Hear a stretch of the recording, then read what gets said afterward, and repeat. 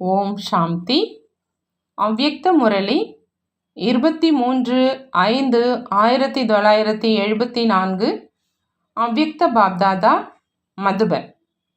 எல்லைக்கு உட்பட்ட கவர்ச்சிகள் மற்றும் பெருமைகளிலிருந்து விலகி இருப்பவர்தான் உண்மையான வைஷ்ணவர்.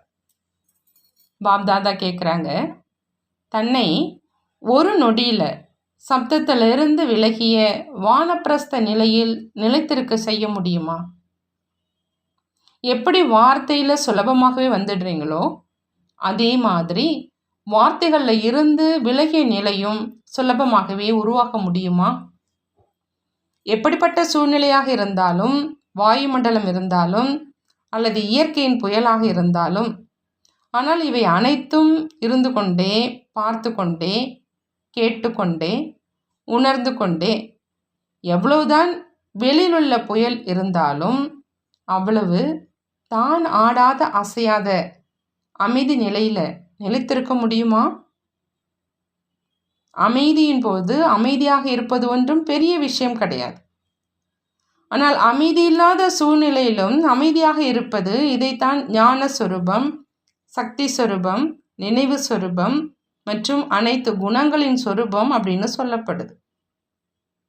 விதவிதமான காரணங்கள் இருந்தாலும் சுயம் தான் நிவாரண ரூபமாகணும். இதைத்தான் முயற்சியின் வெளிப்படையான நிரூபணம் அப்படின்னு சொல்றது. அந்த மாதிரி மகாவீரனாக ஆகியிருக்கீங்களா? அல்லது இதுவரையிலும் வீரனாக மட்டும்தான் ஆகியிருக்கீங்களா? எந்த நிலை வரை வந்தடைஞ்சிருக்கீங்க? மகாவீரனினுடைய நிலை எதிரில் தென்படுதா அல்லது அருகில் தென்படுதா? மற்றும் தந்தைக்கு சமமாக தனக்குத்தானே தென்படுறீங்களா? தந்தைக்கு சமமான வரிசை கிரமமான 3 நிலைகள் இருக்குது. ஒன்று சமநிலை, இரண்டாவது சமீபம், மூன்றாவது எதிரில். அப்படியானால் நீங்கள் எதுவரை வந்து சேர்ந்திருக்கீங்க? சமமாக இருப்பவர்களுடைய அடையாளம் ஒரு நொடியில் எங்கு மற்றும் எப்படி விரும்புகிறீங்களோ, என்ன விரும்புகிறாங்களோ அதை செய்ய முடியும் மற்றும் செய்கிறாங்க. சமமாக இருப்பவர்களுடைய அடையாளம் ஒரு நொடியில் எங்கு மற்றும் எப்படி விரும்புகிறாங்களோ, என்ன விரும்புகிறாங்களோ அதை செய்ய முடியும் மற்றும் செய்கிறாங்க. இரண்டாவது நிலை, ஒரு நொடிக்கு பதிலாக கொஞ்ச நேரத்தில் தன்னை செட் செய்ய முடியும். மூன்றாவது நிலை, சில மணி நேரங்களில் மற்றும் சில தினங்களில் தன்னை செட் செய்ய முடியும். சமமானவர்கள் எப்பொழுதும் தந்தைக்கு சமமானவர்களாக தன்னுடைய மகத்துவத்தை, தன்னுடைய சர்வ சக்திகளின் மகத்துவத்தை மற்றும் ஒவ்வொரு முயற்சி செய்பவனுடைய வரிசை கிரமமான நிலையை, குணதானம், ஞான செல்வத்தினுடைய தானம் மற்றும் தன்னுடைய நேரத்தின் தானம், இந்த அனைத்தின் மகத்துவத்தை தெரிந்திருப்பவர்களாக மற்றும் அப்படி நடந்து கொள்பவர்களாக இருக்கிறாங்க. அவங்க செய்யும் காரியங்களை சமஸ்காரம் மற்றும் சுபாவத்தை தெரிந்திருக்கும் ஞான சொர்பமானவர்களாக இருப்பாங்க. அப்படி ஞான சொர்பமானவர்களாக ஆகியிருக்கிறீர்களா? வார்த்தைகளை கேட்பதற்கு மற்றும் சொல்வதற்கான விருப்பம் எவ்வளோ வைக்கிறீங்க? துடிப்பு இருக்குது. வாய்ப்பை உருவாக்கவும் செய்கிறீங்க. அதே போலவே வார்த்தைகளிலிருந்து விலகிய நிலையில் நிலைத்திருப்பதற்கான வாய்ப்பை உருவாக்குவதற்காக மற்றும் பெறுவதற்கான ஆர்வம் உள்ளவர்களாக இருக்கீங்களா? இந்த ஆர்வம் இயல்பாகவே தன்னுள் உருவாகுதா அல்லது நேரத்துக்கு ஏற்றபடி, பிரச்சனைக்கு ஏற்றபடி மற்றும் நிகழ்ச்சிக்கு ஏற்றபடி அந்த ஆர்வம் உருவாகுதா? முதல் நிலை வரை வந்தடைந்திருக்கும் ஆத்மாக்களின் முதல் அடையாளமாக என்ன இருக்கும்? அந்த மாதிரி ஆத்மாவுக்கு இந்த அனுபவத்தினுடைய நிலையில் மூழ்கி இருக்கும் காரணத்தினால எந்த ஒரு பெருமை மற்றும் எந்த ஒரு எல்லைக்கு உட்பட்ட பிராப்தியினுடைய ஈர்ப்பும் அவர்களை அவர்களுடைய எண்ணத்தில் கூட தொட முடியாது. ஒருவேளை ஏதாவது எல்லைக்கு உட்பட்ட பிராப்தியினுடைய ஈர்ப்பு எண்ணத்தில் கூட தொடுவதற்கு தைரியம் வைக்கிது அப்படின்னா அது என்னன்னு சொல்கிறது? அந்த மாதிரியானவரை வைஷ்ணவன்னு சொல்ல முடியுமா? எப்படி இன்றைய நாட்களில் வெளி உலகத்தில் வைஷ்ணவன் அப்படிங்கிற அந்த பெயர் இருக்கிறவங்க அநேக விதமான விரதத்தை கடைப்பிடிக்கிறாங்க. அநேக மனிதர்களையும் மற்றும் அநேக விதமான பொருட்களையும் தன்னை தொட விடுறது கிடையாது. ஒருவேளை ஏதாவது ஒரு காரணத்தினால யாராவது தொட்டுட்டா அது பாவம் அப்படின்னு நினைக்கிறாங்க. எப்படி பெயரோ அப்படி காரியம் செய்யக்கூடிய, எப்படி எண்ணமோ அப்படி சொரூபமாகக்கூடிய உண்மையான வைஷ்ணவர்கள் நீங்கள். அந்த மாதிரி உண்மையான வைஷ்ணவர்களை யாராவது தொடுவதற்கான தைரியம் வைக்க முடியுமா? தற்சமயம் மகாரதி என்று தன்னை கூறிக்கொள்ளும் பெரும்பான்மையானவர்களும் அமிர்த வேளையின் ஆன்மீக உரையாடலில் சக்திசாலியான நிலை என்ன இருக்க வேண்டுமோ அது ஏன் இருப்பதில்லை அப்படிங்கிற இந்த கேள்வியும் கேட்குறாங்க மற்றும் புகாரும் செய்கிறாங்க. ஏன் அந்த நிலை கொஞ்ச நேரம் இருக்குது? இதற்கான காரணம் இந்த சூட்சம பாவமாகும். இதுதான் தந்தைக்கு சமமாக ஆக விடுறது இல்லை. எப்படி 5 விகாரங்களின் வசமாகி செய்யும் காரியங்களை பாவம்னு சொல்லப்படுது. இதுதான் பாவத்தினுடைய மேலோட்டமான ரூபம். அதே போலவே நுண்ணிய முயற்சி அப்படின்னா மகாரதியினுடைய எதிரில் 5 தத்துவங்கள் தன்னுடைய தரப்பிலிருந்து விதவிதமான ரூபத்தில் கவர்ந்து இழுத்து நுண்ணிய பாவம் செய்விப்பதற்கு காரணமாயிடுது. 5 விகாரங்களை புரிந்து கொள்வது மற்றும் அவற்றின் மேல் வெற்றி அடைவது சுலபம். ஆனால் 5 தத்துவங்களின் கவர்ச்சியிலிருந்து விலகி இருப்பது இது மகாரதிகளை பொறுத்தவரை விசேஷ முயற்சி. எப்பொழுது இந்த 10ஐயும் புரிந்து இவர்களின் மேல் வெற்றி அடையிறீங்களோ அப்பதான் உண்மையான தசரா பண்டிகை இருக்கும். விஜயதசமி இந்த நிலைக்கான நினைவு பண்டிகை தான். மகாரதிகளினுடைய சோதனை நுண்ணியமானதாக இருக்கணும். அந்த மாதிரி வெற்றி அடையவங்க தான் அஷ்டரத்னங்களாக பிரசித்தி ஆவாங்க. பிரத்யட்ச ரூபத்தில் தென்படக்கூடிய சிறு சிறு தவறுகள் அந்த மாதிரி நுண்ணிய முயற்சியாளர்களின் எதிரில் என்னவாக தென்படுது? தற்சமயம் ராயல் முயற்சி செய்பவரின் ராயல் ஸ்லோகன் என்னவாக இருக்குது? ராயல் முயற்சியாளர் என்று யாரை கூறுவது? யாருக்கு ஒவ்வொரு விஷயத்திலும் ராயல்டி அதாவது பதவி மற்றும் சகஜ சாதனம் தேவையாக இருக்குதோ அதை வைத்து கொள்வதற்காக ராயல் அப்படிங்கிற அந்த வார்த்தை சொல்லப்படுது. சாதனங்களின் ஆதாரத்தில் மற்றும் பிராப்தியினுடைய ஆதாரத்தில் முயற்சி செய்பவர்களை ராயல் முயற்சியாளர்கள் அப்படின்னு சொல்லப்படுது.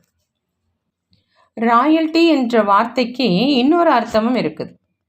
யார் இப்பொழுது ராயல் முயற்சி செய்பவராக இருக்கிறாரோ அவருக்கு தர்மராஜ்புரியில் ராயல்ட்டியும் அதாவது அபராத கட்டணமும் கொடுக்க வேண்டியதாக இருக்கும். ராயல் முயற்சியாளரின் அடையாளமாக என்ன இருக்கும்? அதன் மூலம் நான் ராயல் முயற்சியாளர் இல்லை என்று தெரிந்து கொள்ள முடியும். மற்றவர்களை தெரிந்து கொள்ள வேண்டியதில்லை, ஆனால் தன்னை தெரிஞ்சுக்கணும். எப்படி ஸ்தூலமாக ராயல் தன்மையில் இருக்கிறவங்க தன்னுடைய அநேக ரூபத்தை வச்சுப்பாங்க, அதே மாதிரி ராயல் முயற்சியாளர் பல ரூபங்கள் மற்றும் புத்திசாலித்தனம் உள்ளவர்களாக இருப்பாங்க. அவங்க எப்படி நேரமோ அப்படி ரூபத்தை தாரணை செய்வாங்க. ஆனால் ராயல்ட்டியில் ரியாலிட்டி அதாவது உண்மை இருப்பது கிடையாது, கலப்படமாக இருக்கும். ஆனால் ஒரே சீரான நிலையில் தன்னை நிலைத்திருக்க செய்ய முடியாது. அந்த மாதிரி ராயல் முயற்சியாளர்கள் இந்த மாதிரியான விளையாட்டு காரியத்தை செய்கிறாங்க. Up and down. இந்த நேரம் மிக உயர்ந்த நிலை மற்றும் அடுத்த நேரம் மிக தாழ்ந்த நிலை.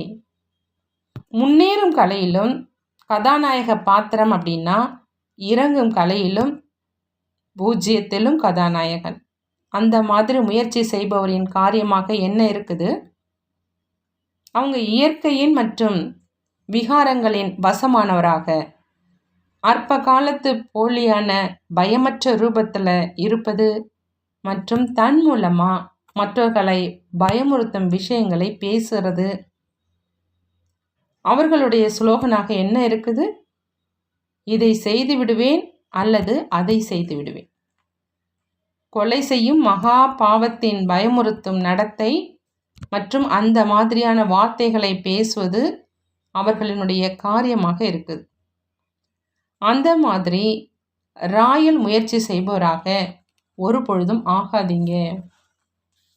ஒரு பொழுதும் அந்த மாதிரி ராயல் முயற்சியாளரினுடைய சேர்க்கையில் வராதீங்க. ஏன்னா முயற்சி செய்பவராக இருக்கும் ஆத்மாக்களை தன்னுடைய தொடர்புல கொண்டு வந்து பிரபாவம் செய்யக்கூடிய விசேஷத்தன்மை மாயாவினுடைய வசமாகி இருக்கும் ஆத்மாக்களுக்கு மாயா மூலமாக வரதானமாக பிராப்தி ஆகுது. அந்த மாதிரியான தொடர்பை மிக பெரிய புதைக்குழி அப்படின்னு புரிஞ்சுக்கிங்க. அது வெளியிலிருந்து பார்ப்பதற்கு மிக அழகானதாக தென்படும், ஆனால் அழிக்கக்கூடியதாக இருக்கும். ஆகையினால பாப்தாதா அனைத்து குழந்தைகளுக்கும் தற்போதைய நேரத்தின் மாயாவின் ராயல் ரூபத்தின் எச்சரிக்கையை முன்பாகவே கொடுக்கிறார். அந்த மாதிரியான தொடர்புல இருந்து எப்பொழுதும் ஜாக்கிரதையாக இருக்கணும். மேலும் புத்திசாலித்தனம் உள்ளவராக இருக்கணும். மாயாவும் தற்சமயம் அந்த மாதிரி ராயல் முயற்சி செய்பவரின் மாலையை தயாரிக்கிறதுல ஈடுபட்டு இருக்குது. தன்னுடைய மணிகளை மிக நல்ல முறையில் மற்றும் தீவிர முயற்சியில் தேடிட்டு இருக்குது. ஆகினால மாயாவின் மாலையின் மணிகளாக ஒரு பொழுதும் ஆகாதீங்க. ஒருவேளை அந்த மாதிரி மாயாவின் மாலையின் மணிகளின் பிரபாவத்தில் வந்துட்டீங்க அப்படின்னா வெற்றி மாலையின் மணியிலிருந்து விலகிடுவீங்க. ஏன்னா தற்சமயம் 2 மாலைகளும், ஒன்று மாயாவினுடையது, இன்னொன்று வெற்றி மாலை தந்தையினுடையது. இந்த 2னுடைய தேர்வு மிக வேகமாக நடந்துட்டுருக்கு.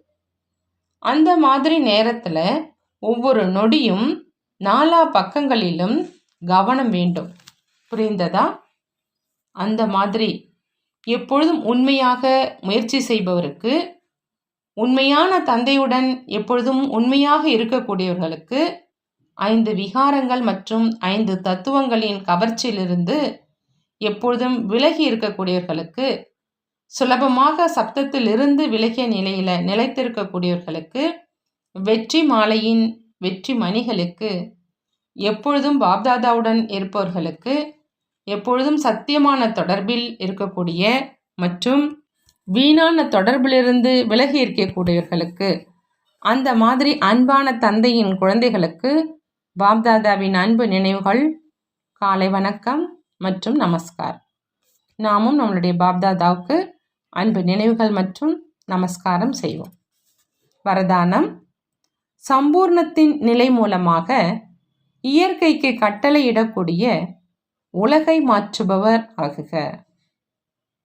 சம்பூர்ணத்தின் நிலை மூலமாக இயற்கைக்கு கட்டளையிடக்கூடிய உலகை மாற்றுபவர் ஆகுக.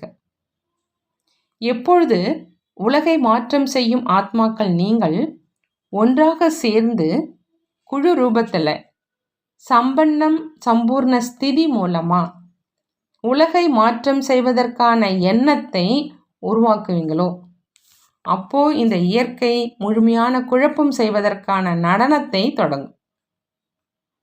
காற்று, பூமி, கடல், நீர் இவற்றினுடைய சீற்றங்கள் தான் சுத்தம் செய்யும். ஆனால் எப்பொழுது உங்களுடைய சகயோகி கர்ம இந்திரியங்கள் மற்றும் மனபுத்தி சமஸ்காரம் உங்களுடைய கட்டளையை ஏற்று நடக்கின்றனவோ, அப்போதான் இந்த இயற்கையும் உங்களுடைய கட்டளையை ஏற்று நடக்கும். கூடவே அந்த அளவு சக்திசாலியான தபஸ்யாவின் உயர்ந்த நிலையும் இருக்கணும். அனைவருக்கும் ஒரே நேரத்தில் மாற்றம் ஏற்படணும் அப்படிங்கிற அந்த எண்ணம் இருக்கட்டும். மேலும் இயற்கை ஆஜராகி விடட்டும். ஸ்லோகன்: தன்னுடைய உயர்ந்த பாக்கியம் மூலமாக அனைவருடைய பாக்கியத்தை உருவாக்கி கொண்டே எப்பொழுதும் பகவானினுடைய நினைவை ஊட்டிக்கொண்டே இருங்க. தன்னுடைய உயர்ந்த பாக்கியம் மூலமா அனைவருடைய பாக்கியத்தை உருவாக்கி கொண்டே எப்பொழுதும் பகவானினுடைய நினைவை ஊட்டிக்கொண்டே இருங்கள். நல்லது. ஓம் சாந்தி. நன்றி பாபா. நன்றி.